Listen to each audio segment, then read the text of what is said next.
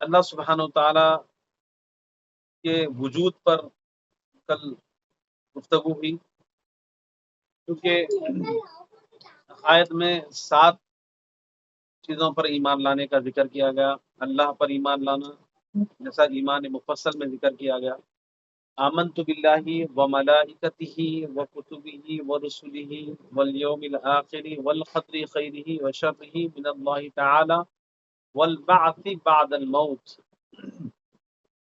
میں ایمان لایا اللہ پر اور اس کے فرشتوں پر اور اس کی کتابوں پر اور اس کے رسولوں پر اور آخرت کے دن پر اور اچھی بری تقدیر پر اور مرنے کے بعد دوبارہ اٹھائے جانے پر۔ یہ 7 چیزوں پر ایمان لانا شرط ہے۔ اس میں سے ایک کا بھی انکار کرے یا ایک کا بھی جو ہے شک و شبہ کریں گے تو ایمان سے خارج ہو جاتا ہے۔ یہ قرآن پاک سے اور دلیل قطعی سے ثابت ہے، یہ کسی کا انکار نہیں کر سکتے۔ تو دوسرے نمبر پر ہے، کل ہم اللہ سبحانہ و تعالیٰ کے وجود پر سیر حاصل بحث کیے۔ یقیناً اللہ کا وجود ہے، لیکن کیا ذکر کیا گیا؟ اللہ سبحانہ و تعالیٰ موجود ہے، اس کا مطلب ہے علم اور قدرت کے اعتبار سے اللہ ہر جگہ ہے۔ کل اس کے بارے میں ہم سماعت کر رہے تھے، آج فرشتوں کا ذکر کریں گے۔ وہ ملائکتہ، یہ فرشتوں پر ایمان لانے کا ذکر ہے۔ فرشتے اللہ تعالیٰ کی فرمانبردار مخلوق ہے۔ دیکھیے اللہ تبارک و تعالیٰ نے 3 بڑی مخلوقات پیدا فرمائی، اس میں ایک ہے انسان جس کو اللہ تبارک و تعالیٰ نے مٹی سے پیدا فرمایا، دوسرے فرشتے ہیں جن کو اللہ سبحانہ و تعالیٰ نے نور سے پیدا فرمایا، اور تیسری مخلوق ہے آگ سے پیدا کی گئی، یہ جنات ہیں۔ تو آج ہم فرشتوں کا ذکر کر رہے ہیں۔ فرشتے بھی اللہ کی مخلوق ہیں، اللہ تعالیٰ نے ان کو نور سے پیدا فرمایا اور وہ موجود ہے، زمین و آسمان ہر جگہ رہتے ہیں، مگر ہماری عام نظروں سے پوشیدہ ہیں۔ انسانوں سے کئی گنا زیادہ، بہت زیادہ اللہ تبارک و تعالیٰ نے فرشتوں کو پیدا فرمایا۔ جب انسان پیدا ہوتا ہے تو اس کے ساتھ ایک فرشتہ اور ایک شیطان پیدا کیا جاتا ہے، اور یہ فرشتہ نیکی کی طرف ابھارتا ہے اور شیطان گناہ کی طرف ابھارتا ہے، گناہ کی طرف لگاتا ہے، کیونکہ اللہ سے وعدہ کر کے آیا ہے 4 سمتوں 6 سمتوں کی طرف سے وہ آئے گا، اوپر سے نیچے سے دائیں سے بائیں سے آگے سے پیچھے سے تیرے بندوں کو بھٹکاؤں گا، تو یہ وعدہ کر کے آیا ہے۔ تو چنانچہ یہ تو حضور سے پوچھا گیا یا رسول اللہ کہ آپ کے ساتھ بھی، یعنی آپ پیدا ہوئے، یقین آپ کے ساتھ بھی فرشتہ اور شیطان پیدا ہوا؟ تو حضور نے فرمایا ہاں میرے ساتھ بھی فرشتہ اور شیطان پیدا ہوا، لیکن میری صحبت کا اتنا اثر ہوا اس کو کہ وہ بھی ایمان والا ہو گیا، وہ بھی مسلمان ہو گیا۔ الغرض فرشتے پاکیزہ مخلوق ہے، ہر گناہ سے پاک ہے، عورت پن مرد پن سے اللہ نے اسے پاک رکھا، یعنی تیسری مخلوق نہیں، یعنی ان کے اندر حس نہیں رکھا اور شہوت نہیں رکھا، بھوک اور کھانے پینے حاجت سے اللہ نے اس کو پاک رکھا۔ بس یہ مخلوق اللہ کی فرمانبردار ہے، جس کام کے لیے اللہ نے لگا دیا اس کام پر لگے رہتے ہیں۔ کئی فرشتے رکوع میں ہیں تو رکوع میں رہیں گے، قیامت تک رکوع میں رہیں گے، جب تک اللہ نے حکم نہیں دیا جب تک وہ رکوع میں رہیں گے۔ کوئی سجدے میں ہے، کوئی اللہ کے ذکر میں ہے، کوئی فرشتہ زمین کو تھامے ہوئے، عرش کو تھامے ہوئے، مختلف کاموں کے لیے مختلف فرشتوں کو اللہ نے مقرر کر دیا ہے۔ تو فرشتوں پر ایمان لانا یہ مطلب اس پر ایمان لانا ضروری ہے، اس کا انکار ایمان سے دائرہ ایمان سے باہر کر دیتا ہے۔ اور اسی طرح فرشتے تو ان کی تعداد تو بہت زیادہ ہے، لیکن 10 قسم کے فرشتوں کا ذکر آیا ہے، یعنی جو مشہور ہیں۔ 4 مشہور فرشتے تو سب جانتے ہیں، سب سے فرشتوں کے سردار جبرائیل علیہ السلام۔ جبرائیل علیہ السلام، اب ان کا نام اور کام سنتے جائیں۔ جبرائیل علیہ السلام یہ فرشتوں کے سردار ہیں، انبیاء کے پاس اللہ کا پیغام لے کر آتے ہیں اور وحی لاتے ہیں۔ قرآن پاک اللہ تبارک و تعالیٰ انہی کے ذریعے جو ہے بھیجتا رہا، اور بڑے بڑے عذاب بھی لے کر آتے ہیں۔ دوسرے فرشتے میکائیل علیہ السلام میں اللہ نے ان کو رزق کی تقسیم کے لیے، یعنی بارش کے لیے مقرر فرمایا، بارش برسانا کہاں برسانا ہے ان کے سپرد کیا۔ تیسرے فرشتے ہیں اسرافیل علیہ السلام، یہ ان کو اللہ تبارک و تعالیٰ نے ایک سور دے کر رکھا ہے، جب اللہ کا حکم ملے گا وہ اس میں پھونک ماریں گے، وہ ایک سینگ کی شکل میں، ایک سینگ کی شکل میں ہے، بس اس میں پھونک ماریں گے تو وہ اس میں سے جو آواز نکلے گی اتنی ہیبتناک آواز ہوگی کہ پوری دنیا فنا ہو جائے گی، زمین آسمان ٹوٹ کر بکھر جائیں گے، تو اتنی بھیانک آواز ہوگی، بس خود وہ اسرافیل علیہ السلام کو بھی جو ہے وہ ختم ہو جائیں گے، سوائے اللہ کوئی باقی نہیں رہے گا۔ پھر اللہ تبارک و تعالیٰ اسرافیل علیہ السلام کو پیدا فرمائے گا، پھر اسرافیل علیہ السلام کو حکم دیا جائے گا پھر سے سور پھونکو، دوبارہ سور پھونکیں گے، وہ ایک سینگ کی شکل ہوگی، وہ انتظار میں جب اللہ کا حکم ملے گا اس پر پھونکیں گے، جیسے ہی اس سے آواز نکلے گی پھر پورے انسان خبروں سے اٹھ کر اللہ کی بارگاہ میں حاضر ہوں گے۔ یہ تیسرے فرشتے ہیں۔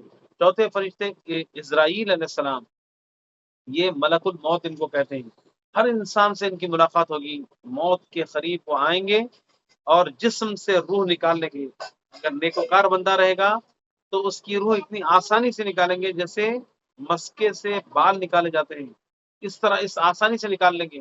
اسی طرح اگر گناہ گار ہوگا تو اتنا سختی کے ساتھ اس روح نکلنے کو تیار نہیں ہوگی، بہت مشکل سے جو ہے اس کو نکالا جائے گا۔ مثال دی گئی جیسے کانٹی دار درخت میں اگر کوئی دھاگا پھنس جائے اور اس کو نکالنے کے لیے جس دشواری ہوتی ہے، ایسے ہی گناہ گار کی روح اس کے جسم سے بڑی مشقت سے نکالی جائے گی۔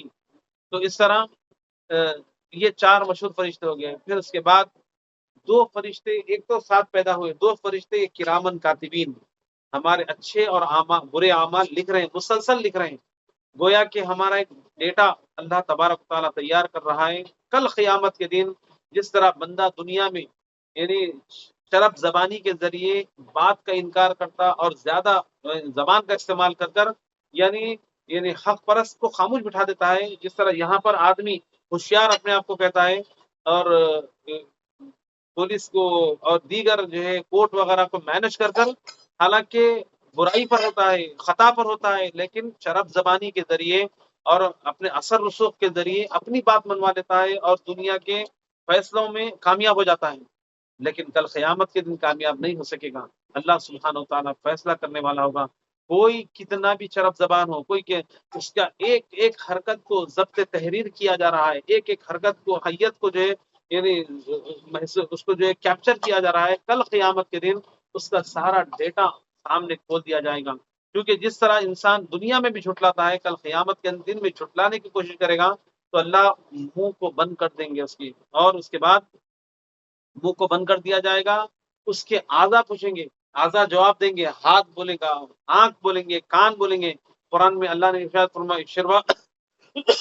فرمایا ان السمع والبصر والفؤاد کل اولئک کان عنہ مسئولا، کل قیامت کے دن یقیناً یعنی سماعت، یہ بصارت، یہ دل، اس سے اللہ تبارک و تعالیٰ سوال کریں گے اور وہ جواب دار رہیں گے، تو زبان بند کر دی جائے گی اور پھر یہ اعضا خود بولیں گے ہاں اے اللہ اس وضو سے اس نے یہ برا کام کے لیے وہاں تک چلتا گیا، یہ برے کام اس نے ہاتھ سے اس نے برا، جو آج ہمارا ہاتھ کہہ رہے ہیں، یہ ہاتھ اس بندے کے خلاف گواہی دے گا جو آج اپنا ہاتھ کہہ رہا ہے، لیکن کل قیامت کے دن اس کے خلاف گواہی دیں گے۔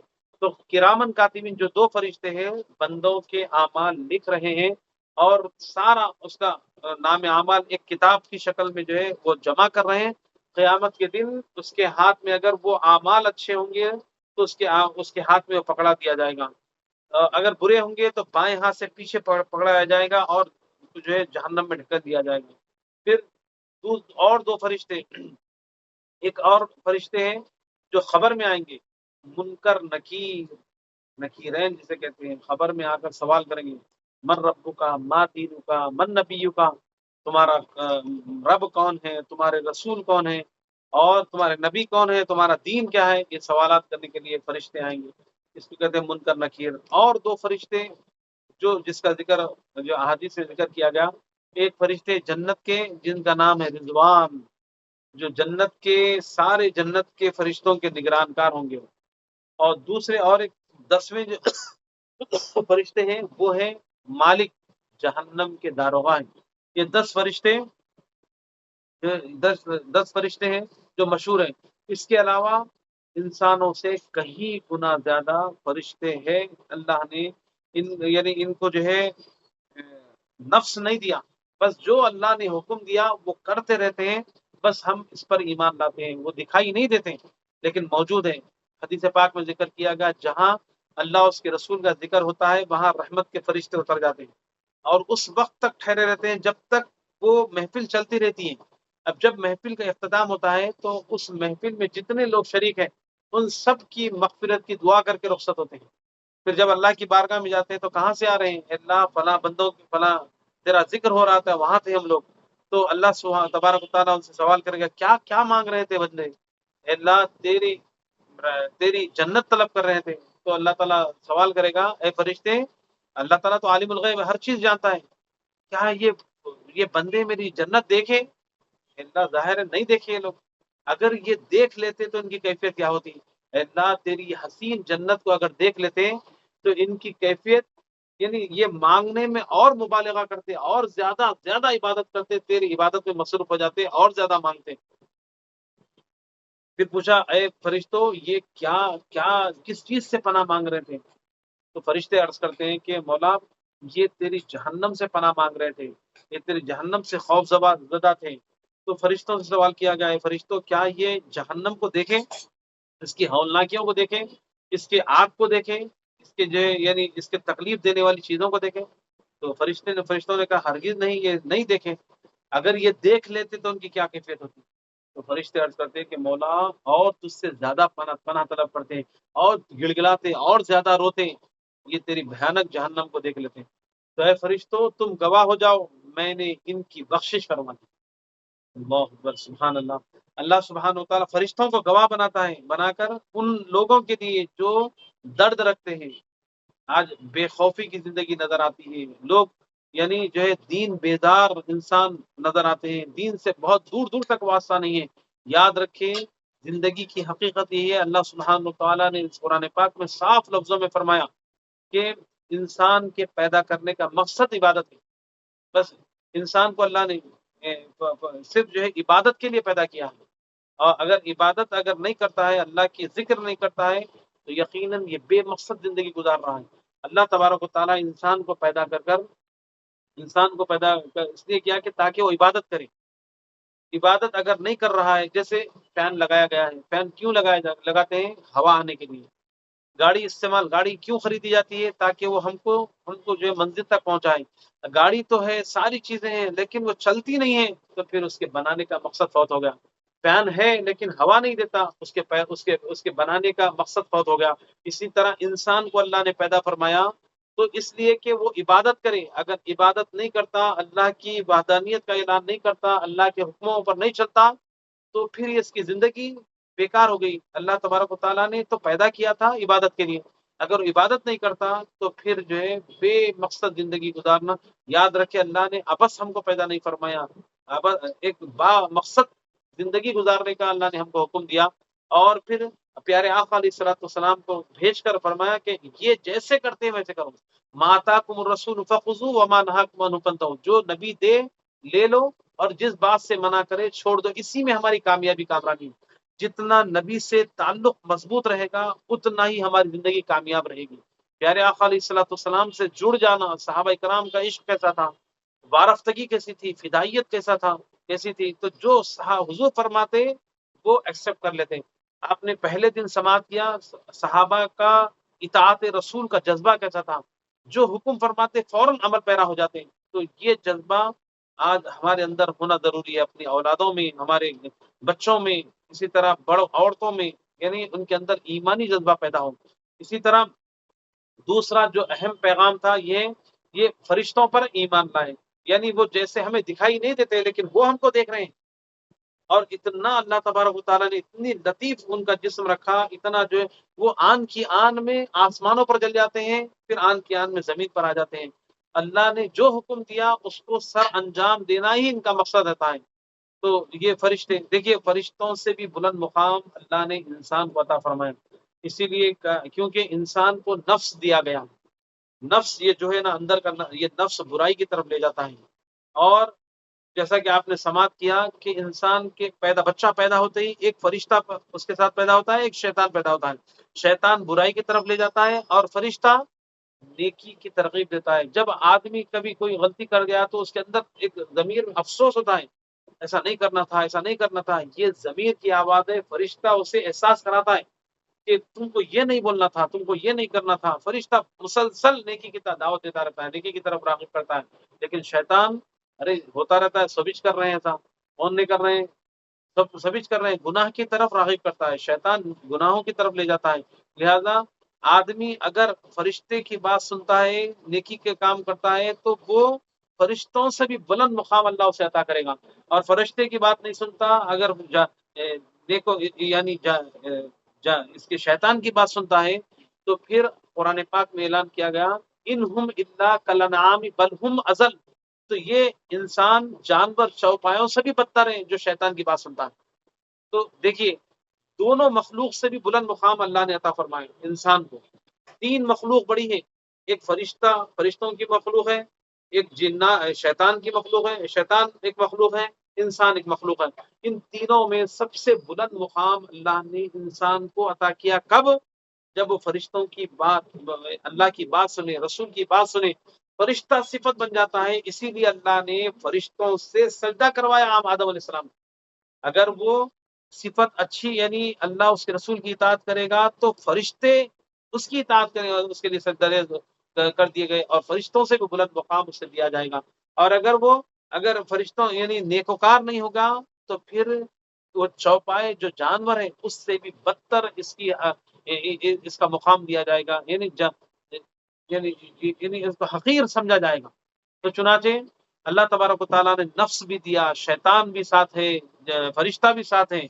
تو اس طرح یعنی اللہ اس کے رسول کی اطاعت کریں گے تو یقیناً ہم کامیاب رہیں گے۔ دوسری بات ہے کتابوں پر ایمان لانا۔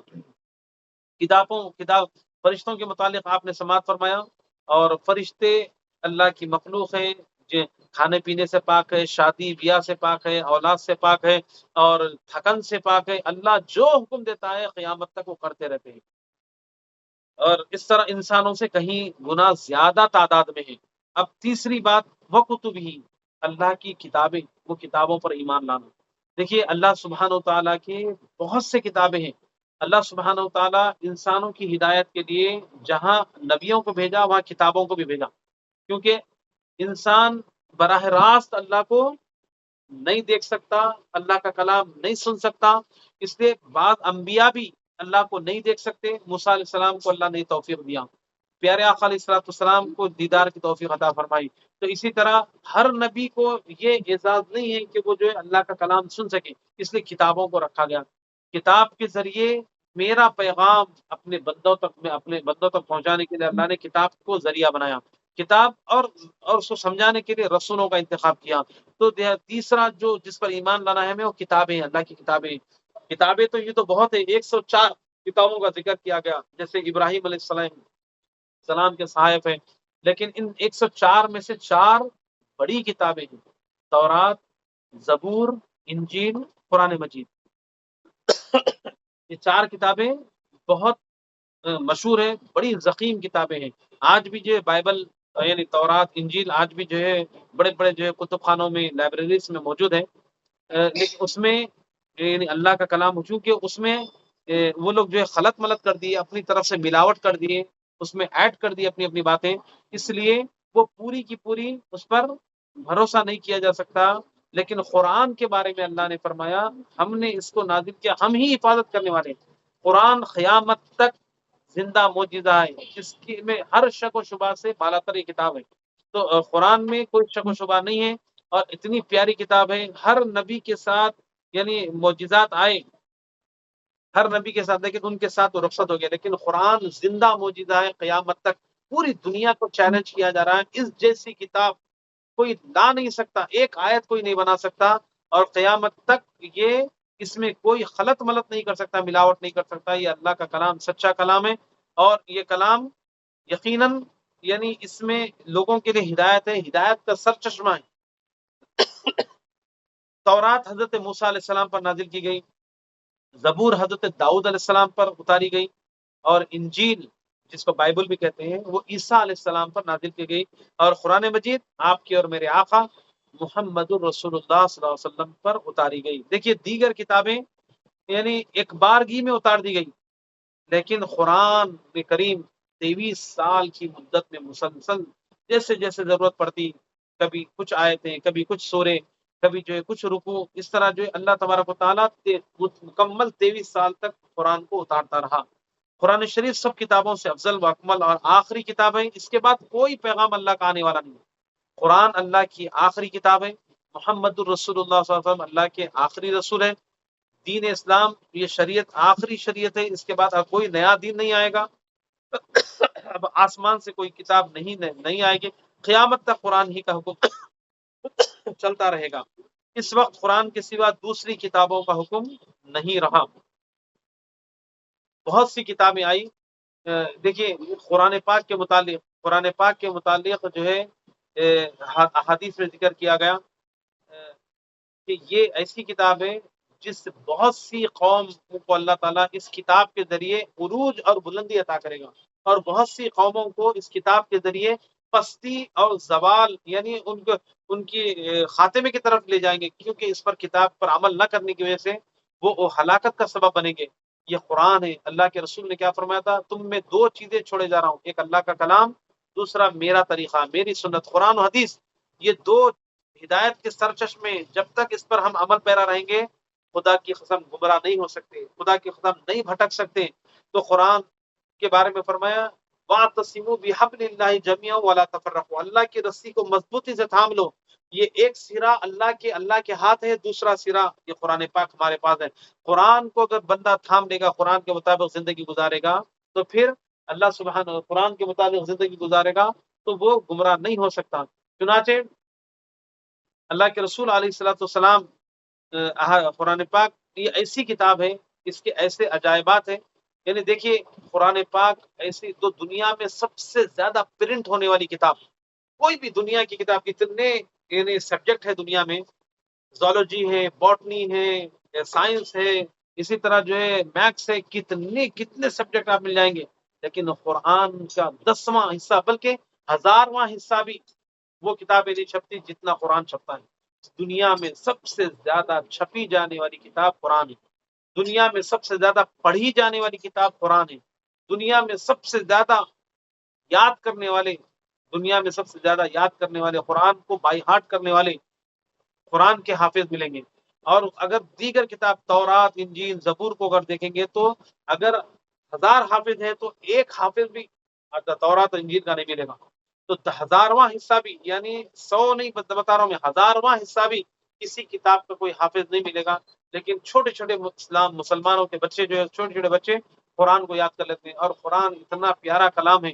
اللہ سبحانہ و تعالیٰ نے اس کی شان میں کیا فرمایا، پیارے آقا علیہ الصلوۃ والسلام نے کیسے ترغیب دلائی، یعنی اللہ فرماتا ہے اگر ہم اس کلام کو اگر پہاڑ پر اتارتے، لو انزلنا هذا القرآن على جبل لرأيته خاشعا متصدعا من خشیۃ اللہ، یہ کلام اگر کسی پہاڑ پر اترتا تو اللہ کے دبدبے سے، اللہ کے جلال سے وہ ریزہ ریزہ ہو جاتا، لیکن اللہ نے قلب مومن پر یہ قرآن کو اتارا، پیارے آقا علیہ الصلوۃ والسلام کے صدقے سے صحابہ کرام تک پہنچا، صحابہ سے پوری دنیا کے حفاظ کرام کے سینوں میں قرآن پاک ہے۔ قرآن کی کیا مقام مرتبہ ہے، جس کے دل میں قرآن نہیں وہ ویران گھر کی طرح ہے، اللہ کے رسول فرماتے ہیں، اور گھر کے مکین سے گھر کی جو رونق ہوتی ہے، گھر تو عالیشان ہے، بہترین محل ہے، لیکن کوئی اس میں رہنے والا نہیں ہے، تو پھر پتہ چلا وہ رہنے والا نہیں ہے، تو پتہ چلا کہ جو ہے وہ اتنا خوبصورت محل عبث ہے، بیکار ہے۔ تو گھر کی شان گھر والے سے ہے، تو یہ دل، مومن کا دل اللہ سبحانہ و تعالیٰ کا ذکر کا گھر ہے، تو اس کی آبادی کیا ہے، یہ دل جو ہے ہمارے پاس جو ذکر ہے، یہ دل ہے اللہ کا گھر ہے۔ اسی لیے کہتے ہیں کہ کعبے کو توڑنے سے زیادہ برا ہے کسی کا دل توڑے، کعبے کو توڑنے سے برا کسی کا مومن کا دل توڑنا ہے، کیونکہ یہ رب کے ذکر کی جگہ ہے، رب کا مکان موجود ہے۔ تو اب آپ وہ سمجھ گئے کہ اللہ تبارک و تعالیٰ جسم سے پاک ہے، یعنی ذکر الہی کا مرکز ہے۔ تو چنانچہ یعنی اگر یہاں یہ دل میں اگر کچھ قرآن نہیں ہے تو پھر وہ ویران گھر کی طرح ہے۔ جتنا قرآن زیادہ یاد دل میں رہے گا اتنا ہی وہ روشن رہے گا، اس کی خبر روشن رہے گی، حشر کے دن نور کے ممبروں پر رہے گا، نور اس کے ساتھ رہے گا۔ پیارے اللہ سبحانہ و تعالیٰ قرآن پڑھنے والے کو کہے گا کل قیامت کے دن پڑھو قرآن، وہ قرآن پڑھنے والا قرآن پڑھے گا، ہر آیت پہ اللہ تعالیٰ ایک منزل بلند کر دے گا۔ اللہ اکبر، کیا مقام ہے قرآن یاد کرنے والوں کے لیے، قرآن پر عمل کرنے والوں کے لیے۔ دیکھیے حدیث پاک میں آیا جو قرآن حفظ کرتا ہے، یاد کرتا ہے، اس کے بتائے طریقے پر زندگی گزارتا ہے، تو اس کے گھر کے 10 افراد کو اللہ تبارک و تعالیٰ اس کی وجہ سے جنت، جہنم سے جنت عطا کر دے گا۔ اللہ اکبر، یعنی شرط یہ ہے کہ قرآن یاد کرنا اور قرآن پر عمل کرنا۔ جو قرآن یاد کرے، قرآن کے مطابق زندگی گزارے، تو اللہ تعالیٰ اس کے گھر کے 10 جہنمیوں کو، جس پر جہنم مسلط کر دی گئی، اس جہنمیوں کو اس حافظ کی وجہ سے اللہ تعالیٰ جہنم سے نکال کر جنت میں پہنچا دیں گے۔ کیا شان ہے اللہ تبارک و تعالیٰ نے، کیسی شان والی کتاب ہم کو عطا کی، اور کتنا ثواب ہے۔ یعنی ایک حرف کا 10 نیکیاں، الف لام میم، حضور فرماتے ہیں یہ 3 حرف ہے، اور 3 حرف، ہر حرف پر 10 نیکیاں، اور 3 حرف کے یہ 30 نیکیاں ہو گئی۔ جتنا زیادہ قرآن یاد کرتے ہیں، میں خاص طور پہ خواتین کو کہتا ہوں، عورتوں کو کہتا ہوں کہ آپ قرآن پڑھتے پڑھتے، یعنی آپ پکوان کرتے کرتے، کپڑے دھوتے دھوتے، اپنے گھر کے کام کرتے کرتے اگر قرآن پڑھنے کی عادت ڈالیں گے تو یاد رکھیں آپ کا یہ عمل آپ کے بچوں کے لیے آئیڈیل بن جائے گا، مثال بن جائے گا، کہ وہ بھی چلتے رہتے وہی کام کریں گے، کیونکہ ماں پہلا مدرسہ ہے بچوں کے لیے۔ تو میں خواہش کرتا ہوں کہ روزانہ قرآن، روزانہ پڑھی جانے والی کتاب ہے، قرآن پڑھیے۔ جس گھر میں قرآن پڑھا جاتا ہے اس گھر میں رحمتوں کی بارش ہوتی ہے۔ سنیے آخری بات کر کر اپنی بات ختم کر رہا ہوں کیونکہ وقت ہو چکا ہے۔ ایک مرتبہ ایک صحابی رسول، اس کا شان نزول غالباً 15 یا 16ویں پارے میں اس کا سورہ طٰہٰ کی شان نزول میں ذکر کیا گیا۔ تو ایک صحابی قرآن پڑھ رہے تھے، گھر میں قرآن پڑھ رہے تھے، ان کے آنگن میں وہ سواری باندھی ہوئی تھی، شاید اونٹ تھا یا خچر تھا، سواری باندھی ہوئی تھی، اور وہ پڑھ رہے تھے، اچانک وہ بھدکنا شروع ہو گیا، چمک چمک رہا ہے۔ تو وہ آپ کلام چھوڑ کر اٹھ کر جا کے دیکھیں کہ یہ سواری کو کیا تکلیف ہو رہی ہے۔ جا کر دیکھتے ہیں تو کیا دیکھتے ہیں، کچھ بھی تو نہیں ہے۔ جب نظر اوپر کریں تو آسمان سے لے کر ان کے گھر تک ایک روشنی کی ایک لکیر ہے۔ وہ دیکھ کر تعجب کرنے لگے، وہ اس روشنی کو دیکھ کر وہ اونٹ یا اس کی سواری جو بھدک رہی تھی، چمک رہی تھی، وہ اس کے بعد وہ واپس آئے، اپنی تلاوت مکمل کیے۔ اس کے بعد پھر صبح کی نماز کے حضور سے عرض کریں یا رسول اللہ رات میں ہمارے گھر میں ایسا ہوا، میں قرآن پڑھ رہا تھا، میرا اونٹ، میرا یہ سواری چمک رہی تھی، تو میں نے دیکھا کہ میرے گھر سے آسمان تک ایک لکیر تھی، ایک روشن لکیر تھی۔ تو اللہ کے رسول نے کیا فرمایا؟ فرمایا جہاں اللہ کا کلام پڑھا جاتا ہے، قرآن پڑھا جاتا ہے، وہاں اللہ کی رحمت نازل ہوتی ہے۔ خوش نصیب ہے تم کو، تمہاری آنکھوں کو اللہ نے یہ رحمت کو دکھا دیا۔ تو کتنا خوش نصیب ہے وہ گھر جس کے گھر میں قرآن پڑھا جاتا ہے، روزانہ قرآن پڑھتے ہیں۔ تو میرے بھائیوں اور میری بہنوں، یقیناً یہ جو سیریل کی عادتیں زیادہ عام طور پہ گھروں میں، وقت خالی ہے، فون لے لیے سیریل دیکھ رہے ہیں، کوئی فلم دیکھ رہے ہیں، کوئی جو ریل دیکھ رہے ہیں، یاد رکھیں یہ چیزیں کام آنے والی نہیں ہے۔ قرآن جتنا پڑھیں گے، جتنا یاد کر سکتے یاد کیجئے۔ پورا قرآن یاد کرنا ضروری تو نہیں ہے، لیکن جتنا میکسیمم آپ یاد کر سکتے ہیں، چلتے پھرتے آسان ہے۔ اللہ نے فرمایا وَلَقَدْ يَسَّرْنَا الْقُرْآنَ لِلذِّكْرِ فَهَلْ مِن مُدَّكِرٍ، قرآن کو ہم نے پڑھنے کے لیے، ذکر کے لیے، یاد کرنے کے لیے آسان کر دیا۔ تو آپ پڑھیے روزانہ کی مقدار میں ایک آیت، 2 آیت، ایک آیت سے شروع کریے، یاد کریے۔ جتنا قرآن سینے میں رہے گا اتنا خبر روشن رہے گی، سینہ روشن رہے گا۔ میں بات مکمل کر رہا ہوں۔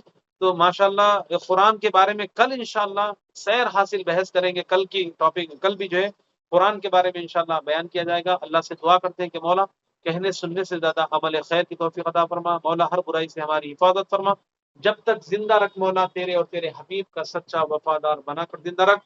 اے اللہ اس محفل کا آغاز کیا گیا مولا، تو دلوں کا حال جانتا ہے مولا۔ اے اللہ یعنی جو ہمیں ہمارے استادوں سے جو علم ملا مولا، اسے تقسیم کرنے کی نیت سے بس مولا، آخرت کے لیے جو ذخیرے آخرت بنانے کے لیے مولا اس کلاس کا آغاز کیا گیا مولا، ہمارے لیے اس کلاس کو اور اس علم کی محفل کو مولا آخرت کا ذخیرہ بنا دینے، اور جتنے حاضرین مولا سب کو مولا عمل کا جذبہ عطا فرما، اور اس سے زیادہ نفع حاصل کرنے کی، فائدہ حاصل کرنے کی توفیق عطا فرما، اور مولا جو کچھ احکامات بتائے جا رہے ہیں مولا اس پر عمل پیرا ہونے کی توفیق عطا فرما۔ جیسا کہ کل بتایا گیا تھا کہ یاد کرنے سننے کے، کسی بھی محفل کو، وعظ کو سننے کے 4 آداب بتائے گئے تھے: سننا، اور جو ہے اسے یاد، سنتے ہوئے یاد کر لینا، سمجھنا، اور اس کو ریپیٹ کرنا۔ جو کچھ آپ نے محفل میں سنا ہے ایک دوسرے کو شیئر کریے، ایک دوسرے کو جو ہے وہ باتیں سنائیے جو آپ سنیں، انشاءاللہ آپ کے پاس علم محفوظ رہے گا۔ اے اللہ، یہ ہم کوشش کر رہے ہیں مولا کہ پیغام کو گھر گھر عام کریں، دینی ماحول پیدا کریں، اور دینی ماحول کے لیے کوشش کا ایک چھوٹا سا یہ کوشش کی جا رہی مولا، اس کوشش کو قبول فرما لے۔ اے اللہ، تو دلوں کا حال جانتا ہے، ہم سب کے جتنے حاضرین ہیں، ناظرین ہیں، جو دیکھ رہے ہیں، جو سن رہے ہیں، اس محفل میں شامل ہیں، مولا ہم سب کو ناگہانی حالات سے حفاظت فرما، اور عقل حلال عطا فرما، عبادات میں اور ذوق و شوق عطا فرما، اور پروردگار عالم تیرے کلام میں لذت عطا فرما، تیرے کلام کو خوب پڑھنے کی توفیق عطا فرما، اور عبادات میں ذوق و شوق عطا فرما۔ وصلی اللہ تعالی وسلم علی خیر خلقہ ونور عرشہ وعلی آلہ واصحابہ اجمعین، وآخر دعوانا والحمد للہ رب العالمین۔ مائک کھلیے، کوئی اگر سوال کرنا چاہتے تو سوال کر سکتے۔ السلام علیکم۔ وعلیکم السلام ورحمۃ اللہ وبرکاتہ۔ مجھے ایک سوال ہے۔ اللہ تعالیٰ نے